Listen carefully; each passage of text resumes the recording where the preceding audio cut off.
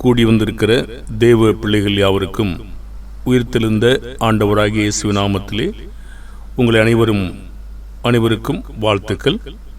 உங்களை காண்பதிலே மகிழ்ச்சியாயிருக்கிறது. பிதாவாகிய தேவன் உங்கள் அனைவரோடு கூட இருப்பாராக. வேத வாக்கியங்களை உணர்ந்து கொள்ள பிதாவாகிய தேவன் நமக்கு உதவி செய்வாராக. இன்றைய நாளில் நாம் படிக்கப் போகிற காரியமானது கர்த்தருடைய சித்தத்தை உணர்ந்து கொள்வது எவ்வாறு. அதாவது கர்த்தர் எனக்கு என்ன கொடுக்கிறாரோ அதை நான் ஏற்றுக்கொள்ள பழகியிருக்கிறேனா, கர்த்தர் என்னை எப்படி நடத்த சித்தம் வைத்திருக்கிறாரோ அதே வழியில் நான் நடக்க பயிற்சி பெற்றிருக்கிறேனா, என்னுடைய விருப்பத்தை கர்த்தருடைய சித்தம் என்று எண்ணி சாத்தானால் நான் ஏமாற்றப்பட்டு கொண்டிருக்கிறேனா என்ற இந்த கேள்விகளுக்கான பதிலை நாம் பார்க்க போகிறோம். பொதுவாக எது கர்த்தருடைய சித்தம் என்று நான் அறிந்து கொள்ளாவிட்டால் நான் எப்படி செயல்படுவது, எனக்கு எப்படி தெரியும்? முதலாவது, நாம் அதை பற்றின பாடங்கள் சிலவற்றை படித்திருக்கிறோம். இன்னும் கூடுதலான காரியங்களை கற்றுக்கொள்ள அது நமக்கு ஏது உண்டாக்கும், அது நன்மையாகவும் நமக்கு இருக்கும். முதலாவது, தேவன் நம்மிடத்திலே கேட்பது என்ன? கர்த்தருடைய சித்தத்தை உணர்ந்து கொள்ள எனக்கு தேவைப்படுவது என்ன? எபேசியர் 5ஆம் அதிகாரம் 15-16. ஆனபடியினாலே நீங்கள் ஞானமற்றவர்களைப் போல நடவாமல் ஞானம் உள்ளவர்களைப் போல கவனமாய் நடந்து கொள்ள பார்த்து. ஞானமற்றவர்களுக்கும் ஞானம் உள்ளவர்களும் என்ன வித்தியாசம்? ஞானம், நீதிமொழிகள் 1:7 நமக்கு தெரியும். கர்த்தருக்கு பயப்படுதலே ஞானத்தின் ஆரம்பம். அதே நீதிமொழிகள் நாம் படிக்கிறோம், தீமையை வெறுப்பதே கர்த்தருக்கு பயப்படுகிற பயம். இப்போ ஞானம் ஒருத்தருக்கு எப்படி வரும்னு கேட்டிங்கன்னா, தீமையை வெறுப்பதினாலும் கர்த்தருக்கு பயந்து தீமையை வெறுப்பதினாலே வரும். அவங்க ஞானம் உள்ளவங்க, அவங்களுக்கு விவேகம் இருக்கும். ஞானமற்றவர்கள் எப்படி நடப்பாங்கன்னா, கர்த்தருடைய சித்தத்தை உணர்ந்து கொள்ளாதவர்களாக, தனக்கு வரக்கூடிய காலங்களும் வேலைகளையும் அறியாதவர்களாக நடந்து கொள்வார்கள். பன் கொக்கும் தகைவிலான் குருவியும் தனக்கு வரக்கூடிய காலத்தை அறியும். ஆனா ஜனங்கள் எப்படி இருக்காங்கன்னா, அந்த காலத்தை அறிந்து கொள்ள முடியாதபடி இருக்கிறாங்க.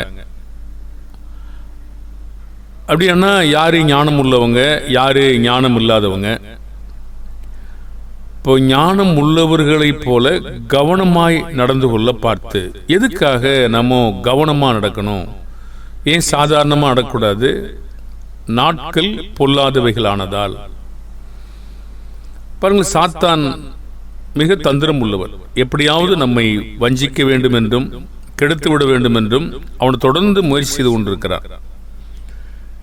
இந்த காலத்தை பிரயோஜனப்படுத்திக் கொள்ளணும். நமக்கு என்ன நாட்கள் வந்திருக்கிறது, இப்பொழுது தேவன் நமக்கு என்ன சொல்லுகிறார், இந்த கால சூழ்நிலை நமக்கு எதுக்கு ஏற்படுத்தப்பட்டிருக்கிறது, இது ஏதோ நடக்கிறதா இல்ல தேவனுடைய சித்தத்தின்படி நடக்குதா என்பதை நாம் கவனமாய் புரிந்து கொண்டால் கர்த்தருடைய சித்தத்தை உணர்ந்து கொள்ளத்தக்கதாக ஞானம் உள்ளவர்களைப் போல நம்ம நடக்க முடியும். கர்த்தருடைய சித்தத்தை உணர்ந்து கொள்ள நான் எப்படிப்பட்டவனாய் இருக்கக்கூடாது என்றால், எபேசியர் 5ஆம் அதிகாரம் 17வது வசனத்திலே, ஆகையால் நீங்கள் மதியற்றவர்களாய் இராமல் கர்த்தருடைய சித்தம் இன்னதென்று உணர்ந்து கொள்ளுங்கள். இப்போ நாம் உணர்ந்து கொள்ளக்கூடிய அந்த சூழ்நிலையை நம்ம தந்திருக்காரு. நம்ம சுற்றிலும் நடக்கிற சூழ்நிலைகளை நாம் பார்க்கிறோம், உணர்ந்து கொள்கிறோம். காரியங்கள் நமக்கு சாதகமா இல்லை, நாம் விரும்பினபடி அது நடக்கவில்லை. நாம் மதியா இருக்கணுமா வேண்டாமா? ஏதோ நடக்க நினைக்கலாமா? இல்லை. தேவன் என்னை கூட்டி சேர்க்க அன்போடு இருக்கிறார். தேவன் என் மேல் பிரியமாயிருக்கிறார், தேவன் எனக்கு ஒரு நல்லது செய்ய சித்தம் வைத்திருக்கிறார் என்று அறிந்து உணர்ந்து கொள்வதே மேன்மையாக இருக்கும். உணர்ந்து கொள்ளாவிட்டால் நாம் மதியற்றவர்களாக போய்விடுவோம். லோத்துவுக்கு அவருடைய மருமக்கமார்களை பார்த்து சொன்னபோது பரியாசமா இருந்துச்சு அவங்களுக்கு. நோவா நீதியை பிரசங்கம் பண்ணாரு, ஆனா யாரும் செவி கொடுக்கல. எரேமியா பாபிலோன் ராஜாவின் கீழாக கீழ்ப்பிடித்துக் கொள்ளுங்கன்னு சொன்னாங்க, ஆனா செவி கொடுக்கல. இப்ப என்ன ஆயிட்டாங்க? புத்தி உள்ளவங்களும் மதி இருக்கிறவங்களும் அங்கே கீழ்ப்படுத்தி வேலை செய்து காப்பாற்றப்பட்டாங்க. மற்றவங்களெல்லாம் அழிந்து போயிட்டாங்க. எருசலேமுடைய அழிவு கூட அப்படித்தான் இருந்தது. இப்போ கர்த்தருடைய சித்தத்தை உணர்ந்து கொள்வதற்கு நான் ஞானம் உள்ளவர்களாக நடக்கணும். ஞானம் மற்றவர்களைப் போல நடக்கக்கூடாது. மதியற்றவர்களாக நான் இருக்கக்கூடாது. கர்த்தருடைய சித்தம் இன்னதென்று உணர்ந்து கொள்வதற்கு நான் உணர்வை தாரும் என்று நான் கேட்கணும். இதெல்லாம் நம்ம உணர்ந்து கொள்வதற்கான சூழ்நிலைகள் தேவன் உருவாக்கி தருகிறார். சரி, ஒருவேளை நான் விரும்புகிறபடி இது எனக்கு நடக்கல, நான் விரும்பாதபடி நடந்துகிட்டு இருக்கு, அப்ப தேவன் என் மேல அன்பா இல்லையோ அப்படின்னு ஒருவேளை நம்ம நினைக்கலாம். நிச்சயமா அப்படி இருக்காது. ஏன் இருக்காதுன்னா, யோசேப்பு துன்மார்க்கத்தை தகப்பனிடத்துல சொல்லி வந்தார், சகோதரர்களுடைய துன்மார்க்கத்தை.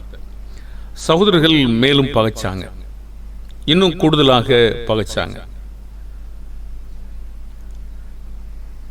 ஆபேல் கர்த்தருக்கு காணிக்கை செலுத்தினாரு, ஆனா காயின் பகைச்சாரு.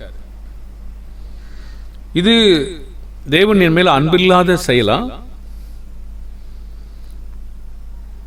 அப்படி பதிவு இருக்கிறதா? இல்ல. அப்படியானால் யோசேப்பை பகைத்து பொறாமையாயிருந்து அவர் செய்த வேலை என்ன? தேவனுக்கு எதிர்காலமாக ஒரு திட்டம் இருக்கிறது. அவர் எங்கே கொண்டு போக வேண்டும், யாரை காப்பாற்றப்பட வேண்டும், யாருக்கு உதவிகரமாக இருக்கணும், எத்தனை தேசங்களை காப்பாற்றணும், இவருடைய குடும்பத்தை காப்பாற்றணும்னு தேவனுக்கு நிறைய திட்டம் இருக்கு. அது மனிதனுக்கு தெரியல. ஆனா யோசேப்பு உணர்ந்து கொண்டதாக நாம் பார்க்க முடியல. 45ஆம் அதிகாரம் 50ஆம் அதிகாரத்திலையும் மிக சிறப்பாக நாம் பார்க்க முடியும். இப்போ நான் விரும்புகிறதை தேவன் எனக்கு கொடுக்காவிட்டாலும் தேவன் என் மேல் அன்பா இருக்கிறாரா? ரோமர் 8:28. அன்றியும் அவருடைய தீர்மானத்தின்படி அழைக்கப்பட்டவர்களாய் தேவனிடத்தில் அன்பு கூறுகிறவர்களுக்கு சகலமும் நன்மைக்கு ஏதுவாய் நடக்கிறது என்று அறிந்திருக்கிறோம். நன்மைக்கு ஏதுவாக நடக்கிறது என்றால் நன்மை மட்டுமே நடக்கணும்னு அவசியம் கிடையாது. ஏன் அப்படி சொல்றோம்? யோபு சொல்றாங்க 1ஆம் அதிகாரத்திலையும் 2ஆம் அதிகாரத்திலையும், மன்னிக்கணும் 2ஆம் அதிகாரத்தில் சொல்றாங்க, கர்த்தரிடத்தில் நன்மையை பெற்ற நாம் தீமையும் பெற வேண்டாமா? அப்போ தேவன் இயேசு கிறிஸ்துவ மேல அன்பு கூறுறாரு, அவரை துப்ப வச்சிருக்காரு, எச்சில துப்ப வச்சிருக்காரு, கன்னத்தில் அடிக்க வச்சிருக்காரு, அடிக்க விரும்புகிற மக்களுக்கு அனுமதி தந்திருக்கார். சரிதானே? அவரை துன்புறுத்தவும் பரியாசம் பண்ணவும் நிந்தனைகளுக்கும் அவரை ஒப்பு கொடுத்திருக்காங்க. தேவன் அவரை வெறுத்துட்டாரா? இல்லை. அவர் பூரணப்படுவதற்கான வழிகளை, வழிமுறைகளை தேவன் கற்றுக் கொடுத்து கொண்டிருக்கிறார். அப்படியானால் நான் விரும்புகிறபடி அந்த செயல் செல்லல. நான் பல காலங்களாக இப்படி இருந்தேன், ஆனால் இப்பொழுது வேறு விதமாய் காரியங்கள் மாறுகிறது. அப்ப நான் என்ன உணர்ந்து கொள்ளணும்? இல்லை, நான் என்ன செய்வேனோ அப்படியே நடக்க பார்ப்பேனா?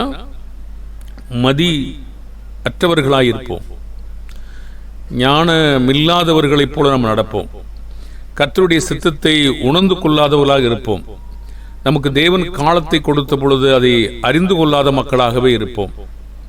இஸ்ரவேல் மக்களுக்கு, யூதர்களுக்கு சொன்னது நினைவு இருக்கா?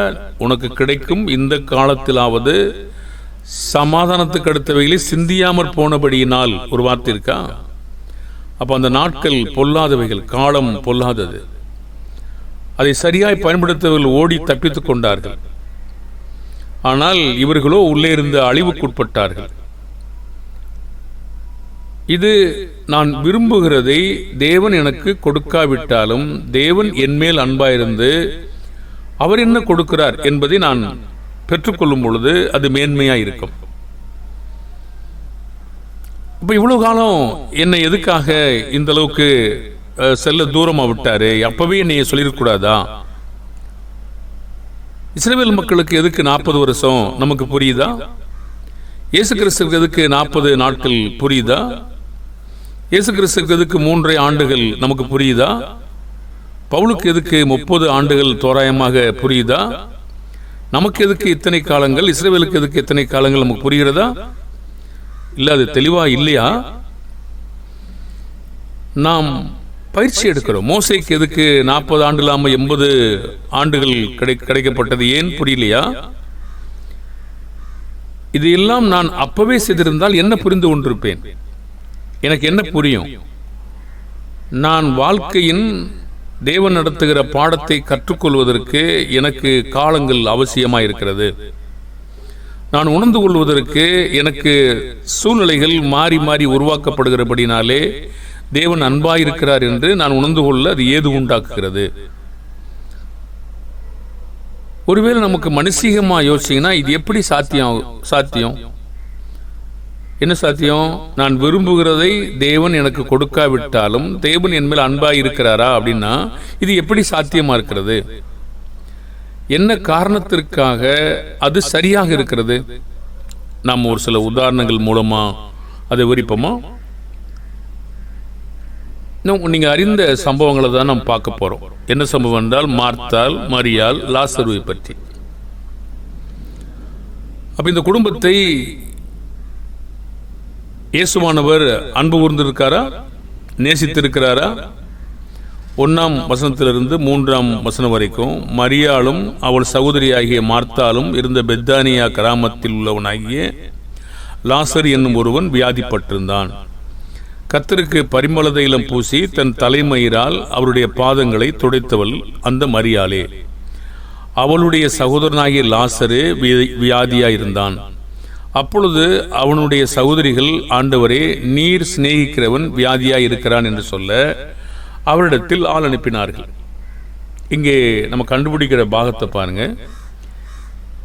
அதாவது, நான் விரும்புகிறபடி நடக்காத பொழுது தேவன் என் மேல் அன்பாயிருக்கிறார், தேவனுக்கு பல்வேறு திட்டங்கள் இருக்கிறது என்பதை நாம் எப்படி கண்டுபிடிக்கிறோம்? இது எப்படி சாத்தியமா இருக்கிறது? என்ன காரணத்திற்காக அது சரியா இருக்கிறது? பாருங்க, அது எனக்கும் இருக்கும், தேவனுடைய திட்டத்திலையும் அநேக காரியங்கள் இருக்கும். இப்போ வியாதியா இருக்கான்னு சொன்ன உடனே என்ன செஞ்சிருக்கணும்? இயேசு உடனே போயிருக்கணும். ஆனா போகல. 11ஆம் அதிகாரம் 4:5 மரியாளும் மார்த்தாளும் லாசருவை பற்றி இயேசுவுக்கு சொன்னதற்கு என்ன பதில் அளிச்சாரு? அந்த வியாதியை பற்றியும் என்னதான் சொன்னாரு? இயேசு அதை கேட்ட பொழுது, இந்த வியாதி மரணத்திற்கு ஏதுவாயிராமல் தேவனுடைய மகிமை விளங்குவதற்கு ஏதுவாயிருக்கிறது, தேவனுடைய குமாரனும் அதனால் மகிமைப்படுவார் என்றார். இது அவருக்கு பிதா தெரிவிச்சிருக்காரா? தெரிவிக்கலைன்னா எப்படி தெரியும்? அப்ப இயேசு மார்த்தாளிடத்திலும் அவருடைய சகோதரிடத்திலும் லாசரிடத்திலும் அன்பாயிருந்தார். அப்போ இது மரணத்திற்கு ஏதுவாயிராமல் தேவனுடைய மகிமை விளங்குவதற்கு ஏதுவாயிருக்கிறது. அப்போ அன்பாயிருக்கிற இயேசு ஏன் உடனே போகல? ஏன் பிதாவானவர் உடனே போக விடல? பிதாவின் சித்தத்தை நிறைவேற்ற அவர் காத்திருந்தாரா? இயேசுவானவர் உடனே போனாரா? இல்ல பிதாவினுடைய சித்தம் என்ன? என்னுடைய விருப்பத்தை காட்டிலும் பிதாவின் சித்தம் என்ன சொல்லுகிறார், என்ன செய்ய காத்திருக்கிறார் என்று நிறைவேற்ற காத்திருந்தாரா? பாருங்க, 11ஆம் அதிகாரம் யோவான் 6வது வசனத்துல, அவன் வியாதியாய் இருக்கிறதாக அவர் கேள்விப்பட்ட பொழுது தாம் இருந்த இடத்தில் பின்னும் 2 நாள் தங்கினார். பாருங்க, இஸ்ரவேல் மக்கள் மேகம் எப்போ புறப்படுதோ அப்போதான் புறப்பட்டு செல்வாங்க.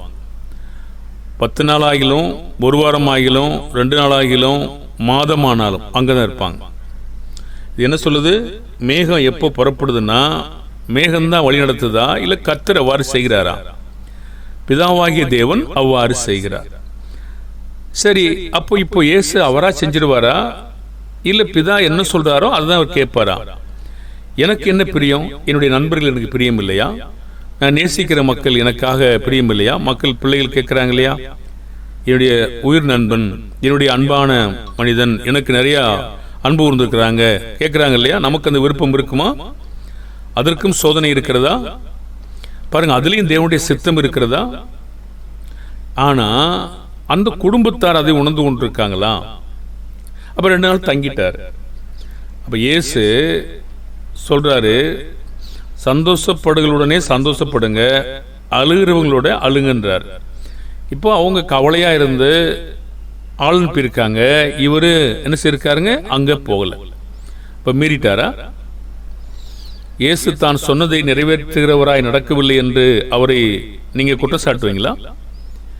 இயேசு ரோமர் 12:15 படி அழுகிறவுடனே அழுங்கள், அழப்போகாமல் 2 நாள் தங்கிவிட்டார் அல்லவா? அப்போ போகாமல் 2 நாள் தங்கி இருப்பது யாருடைய சித்தம்?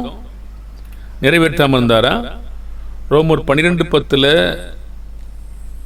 இயேசு சிநேகிக்கிற அன்பாக இருக்கிற லாசருவுக்கு பட்சமாய் நடக்கவில்லை என்று சொல்லக்கூடுமா? சகோதர சிநேகத்தில் ஒருவர் மேல் ஒருவர் பட்சமாயிருங்கள், கனம் பண்ணுகிறதிலே ஒருவருக்கொருவர் முந்திக் கொள்ளுங்கள். அப்போ கூப்பிட்ட உடனே மரியாதை கொடுக்காம போயிட்டாரா? அவர் சார்ந்து இல்லாமல் போயிட்டாரா? நாம் அப்படி சொல்ல முடியுமா? மற்ற 25:43-46 வரைக்கும் வியாதியாக இருக்கிற லாசருவை பார்க்க வராதனால நித்திய ஆக்கினை இயேசு அடைவார் என்று சொல்லக்கூடுமா? இதெல்லாம் நம்முடைய யோசனை. அது பொறுமையாக இருந்து கர்த்தருடைய சித்தத்தை முடிகிற வரைக்கும் நம்ம பார்க்க வேண்டிய அவசியம் இருக்கு. அதுக்கு தான் சொல்றாரு, நீங்கள் உங்க இருதயங்களை ஸ்திரப்படுத்தணும்னா, பூரண கிரியை செய்யணும்னா பொறுமையாக இருங்க அப்படின்னு சொல்றாரு. எனக்கு என்ன தெரியுதுன்னா, ஏதோ நல்லது இல்லாத மாதிரி தெரியுது. ஆனால் தேவனுக்கு பெரிய திட்டம் இருக்கிறது, சித்தம் இருக்கிறது. அதை நிறைவேற்றுவதற்கு ஆரம்பத்தில் நடக்கிற காரியங்கள் எல்லாம் வேற மாதிரி தெரியுது. மனுஷீகமாக பார்க்கும்போது நான் அது உண்மையை நம்பிட முடியுமா? அப்படிதான் இயேசு நினைச்சாரா? இப்படியெல்லாம் நினைத்தால் கர்த்தருடைய சித்தத்தை நாம் உணர்ந்து கொள்கிறோமா? இல்லை. யோவான் 11:20-21 மார்த்தாள் தேவனுடைய சித்தத்தை உணர்ந்து கொண்டிருந்தாளா? அவள் தேவனுடைய சித்தத்தை உணர்ந்து கொள்ளவில்லை என்று நமக்கு எப்படி தெரியும்? 20-21 வாசிப்போம். இயேசு வருகிறார் என்று மார்த்தாள் கேள்விப்பட்ட போது அவருக்கு எதிர்கொண்டு போனால், மரியாளோ வீட்டிலே உட்கார்ந்திருந்தாள். மார்த்தாள் இயேசுவினிடத்தில் வந்து, ஆண்டவரே, நீர் இங்கே இருந்தீரானால் என் சகோதரன் மரிக்க மாட்டான் என்று சொன்னார். ஒருவேளை உண்மையா இருக்கலாம். ஆனால் அவள் தேவனுடைய வெகு தூர திட்டத்தை இன்னும் ஜனங்கள் விசுவாசிப்பதற்கு ஏது உண்டாக்கணும் என்பதை அவள் அறிந்திருந்தாளா? அறிந்திருக்கிற மாதிரி இங்கே சொல்லியிருக்க முடியாது. நமக்கு இப்படி தோணுதா? நாம் இப்படி உணராம இருக்கிறோமா? பாருங்கள், இருக்கலாம். ஆனாலும் தேவனுடைய சித்தம் என்ன என்பதை இயேசு உணர்ந்திருந்தார். ஆனால் இந்த மார்த்தாள் உணர்ந்திருந்தது மாதிரி நமக்கு தெரியுதா? ஒருவேளை அவள் இயேசு அற்புதங்களை செய்கிறபடினாலே இங்க இருந்த சோமாக்கி இருப்பான்னு நினைக்கிறான். அது ஒருவேளை சரியா இருக்கலாம். ஆனால் நாம பேசுகிற பகுதியின் கீழாக மரிக்க வேண்டும் என்பது தேவனுடைய சித்தமாக இருக்கிறது அல்லவா? அவர் எழுப்ப வேண்டும் என்பது சித்தம் இருக்கு இல்லையா? அதன் மூலமா இன்னும் சில காரியங்கள் நடக்க வேண்டும் என்று சித்தம் இருக்குது இல்லையா? தேவனுடைய சித்தத்தை நிறைவேற்றுவதை காட்டிலும் நம்முடைய விருப்பத்தை நிலைநாட்ட விரும்புகிறோமா? இயேசு அவ்வாறு விரும்பவில்லை என்று நமக்கு எப்படி தெரியும்? யோவான் 11:14-15 அப்பொழுது இயேசு அவர்களை நோக்கி, லாசரு மரித்து போனான் என்று வெளிப்படையாய் சொல்லி, நான் அங்கே இராததினால் நீங்கள் விசுவாசம் உள்ளவர்கள் ஆகிறதற்கு ஏது உண்டென்று உங்கள் நிமித்தம் சந்தோஷப்படுகிறேன். இப்பொழுது அவனிடத்திற்கு போவோம் வாருங்கள். என்ன சொல்றாரு? அங்க லாசரு செத்து போயிருக்கிறான். இவர் என்ன சொல்லிட்டு இருக்காருங்க? நான் அங்கே இராததினால் நீங்கள் விசுவாசம் உள்ளவர்களாவதற்கு ஏது உண்டென்று உங்கள் நிமித்தம் சந்தோஷப்படுகிறேன்னு சொல்றாரு. எதுக்காக சந்தோஷப்படுறாருங்க? இயேசு லாசரை மரித்ததை கூப்பிட்டாங்க, அவர் போகல, அப்ப அங்க இல்ல, அதனால லாசர் மரிச்சு போயிட்டாரு. அதுக்காக சந்தோஷப்படுறாராமா. எதுக்காக? நீங்கள் விசுவாசம் உள்ளவர்களாகிறதற்கு ஏது உண்டென்று உங்கள் நிமித்தம் நான் சந்தோஷப்படுகிறேன் அப்படின்னு சொல்றாரு. இப்பொழுது இடத்துக்கு போவோம் வாருங்கள் சொல்றாரு. இது நம்ம கேட்கும்போது என்ன நினைப்போம்? செத்து போயிருக்காங்க, அப்போ துக்கப்படாம இப்ப போய் சந்தோஷப்படுகிறேன்னு சொல்லி அவர் சொல்லுகிற வார்த்தையின் விதத்தை அறிந்து கொள்ளாம எதிர்மாறாக உணர்ந்து கொண்டு நம்ம மோசமான சூழ்நிலையை சிந்தித்தா கர்த்தருடைய சித்தத்தை உணர்ந்து கொள்றோமா? நீங்கள் உணர்ந்து கொள்ளாததற்காக நாம் உணர்ந்து கொள்ள முடியாவிட்டாலும் கர்த்தருடைய சித்தம் அங்கே இல்லை என்ற அர்த்தமா? அப்படி அல்ல. பாருங்க, இந்த வார்த்தையில எவ்வளவு ஞானமா பேசுறாங்க பாருங்க. நான் அங்கே இராததினால் நீங்கள் விசுவாசம் உள்ளவர்கள் ஆகிறதற்கு ஏது உண்டென்று உங்கள் நிமித்தம் சந்தோஷப்படுகிறேன். அப்ப நோக்கம் என்ன? தேவன் தம்முடைய சிருஷ்டிப்பின் மூலமாக எந்த வகையிலாவது வேலை செஞ்சு அநேகரை விசுவாசத்திற்குள் கொண்டு வர வேண்டும். இது யாரை வச்சு செஞ்சா என்ன? அப்ப இது பின்னாடி உயிர்த்தெழும் போது அவங்களுக்கு என்ன வந்திருக்கும்? அப்பவாது புரிஞ்சிருக்குமா? இயேசு ஜெபம் பண்ணார் இல்லையா, அந்த கல்லறைக்கு நின்று, நல்ல ஜெபமா பாருங்க. நம்ம கர்த்தருடைய சித்தத்தை உணர்ந்து கொள்வதற்காக மதியற்றவர்களாக இருக்கக்கூடாது, ஞானமற்றவர்களாக இருக்கக்கூடாது, ஞானம் உள்ளவர்களாகவும் உணர்ந்து கொள்ளக்கூடிய பிள்ளைகளாகவும் இருக்கணும். பிதாவானவர் இயேசுவின் மேல் அன்பா இருந்தாரா? பிதாவை குறித்த சாட்சி என்ன? மன்னிக்கணும், பிதாவின் இடத்திலிருந்து இயேசுவை குறித்த சாட்சி என்ன? ஏசாயா 42, 1, 2, 3, 4 இதோ நான் ஆதரிக்கிற என் தாசன், நான் தெரிந்து கொண்டவரும் என் ஆத்துமாவுக்கு பிரியமானவரும் இவரே, என் ஆவியை அவர் மேல் அமரப் பண்ணினேன். அவர் புறஜாதிகளுக்கு நியாயத்தை வெளிப்படுத்துவார். அவர் கூக்குரலிட மாட்டார், தம்முடைய சத்தத்தை உயர்த்தவும் அதை வீதியிலே கேட்க பண்ணவும் மாட்டார். அவர் நெறிந்த நாணலை முறியாமலும் மங்கியறிகிற திரியை அணையாமலும் நியாயத்தை உண்மையாக வெளிப்படுத்துவார். அவர் நியாயத்தை பூமியிலே நிலைப்படுத்த மட்டும் இலக்கரிப்பதும் இல்லை, பதறுவதும் இல்லை. அவருடைய வேதத்துக்கு தீவுகள் காத்திருக்கும். ஆதரிக்கிற என் தாசன் சொன்னார். அவருக்காக மட்டும் சேவை செய்யக்கூடியவராக இயேசு இருந்தார். நோக்கம் அவரை சார்ந்துதான் இருந்தது. நாம வளரல இல்லையா? இல்ல. நான் தெரிந்து கொண்டவரும், அழைத்து தெரிந்து கொள்ள வேண்டிய அவசியம் இருக்கு. என் ஆத்துமாவுக்கு பிரியமானவரும் இவரே, என் ஆவியை இவரேன்னு சொல்றாரு, என் ஆவியை அவர் மேல் அமர பண்ணினேன். எதுக்குன்னு கேட்டீங்கன்னா, புறஜாதிகளுக்கு நியாயத்தை வெளிப்படுத்துவாரு. அவரு கூக்குரலிட மாட்டார். யாரையாவது கீழ்ப்படிய மறுத்த பொழுதோ சத்தத்தை உயர்த்தியோ அவங்ககிட்ட கட்டாயப்படுத்தியோ அவர் அதை செய்யலை. தம்முடைய சத்தத்தை உயர்த்தவும் அதை செய்யலை. வீதியில கேட்கவும் அவர் பண்ண மாட்டார். ஏன்னா காணாமற் போன இஸ்ரவேல் வீட்டு இடத்துக்கு தான் வந்தார். அவர் நெறிந்த நாணலை முறிக்கல, மங்கிய திரிய அணைக்கல. அந்த அளவுக்கு மோசமான இருந்த மக்களை கூட நியாயத்தை சொல்லி ஜெயம் கிடைக்கிற வரைக்கும் அவர் எந்த பயமுறுத்தலுக்கும் பின்வாங்கல, பதறியும் போகல. ஆனா அவருக்காக எல்லாரும் காத்திருந்தாங்க. இது தேவனுடைய சித்தமா? நாமும் சில நேரங்களில் நம்முடைய பிள்ளைகள் கீழ்ப்படியாத போது நம்ம கூக்குரலிடுறோமா? சத்தத்தை உயர்த்துறோமா? அதான் தேவனுடைய சித்தமா? இயேசுவானவர் பிதாவின் சித்தத்தை முழுமையாக உணர்ந்து நடப்பார் என்று பிதாவானவர் சாட்சி கொடுத்தார். ஏசாயா 11, 2, 3, 4, 5 ஞானத்தையும் உணர்வையும் அருளும் ஆவியும், ஆலோசனையும் பலனையும் அருளும் ஆவியும், அறிவையும் கர்த்தருக்கு பயப்படுகிற பயத்தையும் அருளும் ஆவியும் ஆகிய கர்த்தருடைய ஆவியானவர் அவர் மேலே தங்கியிருப்பார் என்று சொன்னார். கர்த்தருக்கு பயப்படுதல் அவருக்கு உகந்த வாசனை. பாருங்க, இயேசு மாம்சத்தில் இருந்த நாட்கள்ல பலத்த சத்தம், பலத்த கண்ணீர், பாவம் செய்யாமல் தன்னை பாதுகாத்துக் கொள்வதற்காக அவர் தேவனுக்கு பயப்படுகிற பயத்தை தெரிந்து கொண்டு, உகந்த வாசனையாக தெரிந்து கொண்டு, பலத்த சத்தம், பலத்த அதிகமான கண்ணீர் அவர் விட்டார். அவர் கண்ணீருக்காகவும் பலத்த சத்தத்துக்கும் பிதாவை செவி கொடுத்தாரா? கர்த்தருக்கு பயப்படுதல் அவருக்கு உகந்த வாசனையாயிருக்கும். அப்போ இந்த பயம் நமக்கு வேணும். எனக்கு உதவி செய்யக்கூடிய அவர்தான் இந்த சூழ்நிலையை கொண்டு வந்திருக்கிறார். இப்பொழுது நான் பாவம் செய்து விடுவேனே, என்னை காப்பாற்ற அவரால் மட்டும்தான் முடியும் என்ற ஒரு பயம் நமக்கு இருக்கிற பொழுது அவரைத்தான் நான் மேலோங்கி வைத்திருக்கிறேன், அல்லது மேன்மையானவராக, கனம் பெற்றவராக, மரியாதைக்குரியவராக, வேற யாரும் என்னை காப்பாற்ற முடியாது, அவர்தான் என்னை காப்பாற்ற முடியும் என்பதை நான் உயர்த்தி வைத்திருக்கிறேன். இன்னும் அவர் கண் கண்டபடி நியாயம் தீர்க்கல, காது கேட்டபடியும் தீர்ப்பு செய்யல, நீதியின்படி. அப்ப சத்தியம் தேவனுடைய வார்த்தையில் என்ன இருக்கிறதோ அதன்படி அவர் செய்தார். அப்போ பிதாவானவர் கொடுக்கிற ஒவ்வொரு காரியத்தையும் இயேசு எப்படி உணர்ந்து கொண்டார்?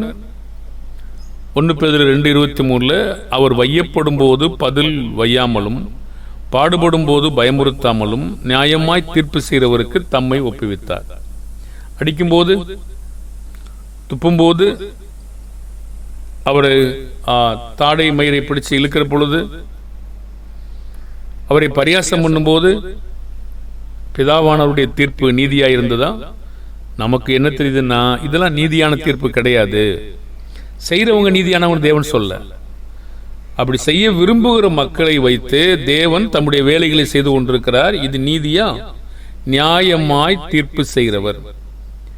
இப்படி நம்ம பிதாவை குறித்து புரிந்திருந்தால் நம்ம என்ன யோசிப்போம்? அருமையா பிதாவுடைய சித்தத்தை நம்ம செய்வோம்.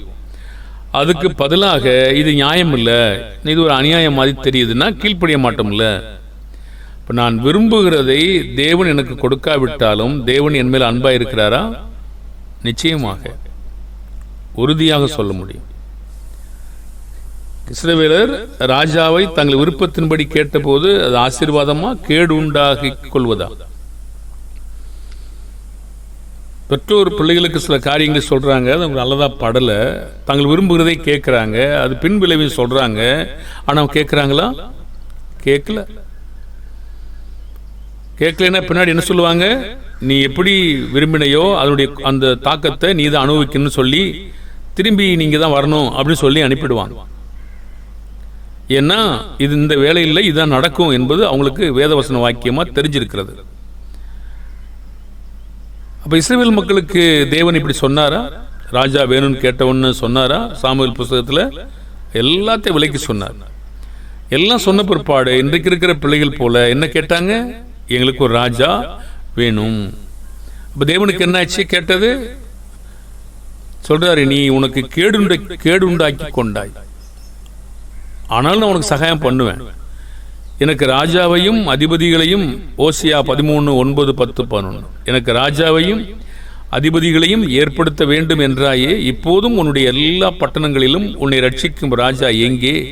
உன் நியாயாதிபதிகள் எங்கேன்னு கேட்கிறார். நான் கோபத்தில் உனக்கு ராஜாவை கொடுத்தேன், என் உக்கிரகத்திலே அவனை எடுத்துக்கொண்டேன்னு சொன்னார். என்ன நடந்துச்சப்போ? இன்றைக்கு நாம தேவனுடைய சித்தத்துக்கு எதிராக, தேவன் எனக்கு வாக்கி பண்றதுக்கு எதிராக நானே உன்னை தேர்ந்தெடுத்து நானே உன்னை செய்வேன் என்றால் தேவன் என்ன சொல்லுவாரு? நமக்கு நாமே கேடு உண்டாக்கி கொண்டோம். தேவன் ஒரு நாள் அது பொல்லாப்ப எல்லாம் திரும்பி அன்பு கூறுவாரானால் என்னை திரும்பி எங்கிருந்தேனோ அங்கேயே அனுப்புவது தேவனுக்கு சித்தம் என்றால் நான் என்ன செய்யணும்? இதுதான் தேவனுடைய சித்தம், நான் பழக்கப்பட்டேனா உணர்ந்து கொள்வோம். தேவனுடைய சித்தத்தை உணராத யோசேப்பின் சகோதரர்களுக்கு என்ன நடந்தது? திரும்ப அவரிடத்தில் வர வச்சாரா? நாமும் தவறாய் உணர்ந்து கொள்ளும் போது என்ன நடக்கும்? ஆதியாகமம் 45:7-8 ஆதியாகமம் 50:20 அவங்களெல்லாம் உயிரோடு காப்பதற்காக அவங்களெல்லாம் கொண்டு வந்தார். ஒருவேளை அது பஞ்சம், அதுக்காக தேவன் என்ன செய்தாருங்க? தம்முடைய பிள்ளைகளை அன்பு கூர்ந்து தம்முடைய திட்டத்தை நிறைவேற்ற பஞ்சத்தை ஏற்படுத்தினார். அப்ப தேவனுக்கு எவ்வளவு தூரத்துல எவ்வளவு காலங்களுக்கு முன்னாடி பெரிய திட்டத்தை வச்சிருக்காங்க இல்லையா? நமக்கு தெரியுதா? தெரியல.